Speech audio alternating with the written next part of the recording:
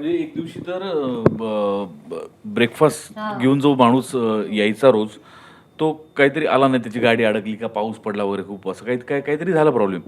तर मंजूनी सगळ्यांसाठी पोहे बनवले होते तिथे. सेटवरच्या घरात. सेटवरच्या घरात म्हणजे ते शूटिंग करत होतो तिथे त्यात त्यांचाच गॅस वापरून वगैरे. पोहे आपल्याकडे होते युनिट म्हणून, पण असं म्हणजे खूप खेळीमेळीने असं जस्ट लाईक अ फॅमिली.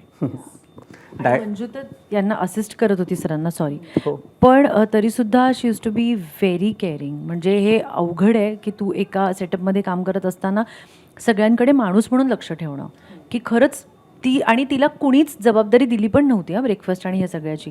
ती स्वतः डायरेक्टली कांदा वगैरे, म्हटलं काय तुला मदत हवी आहे, तू काय करतेस, मला वाटलं सीनसाठी काहीतरी करते. तर म्हणे नाही, तुमचा सीन रेडी होईपर्यंत पटकन पोहे टाकते, सो तुम्ही सगळे खाऊन जा.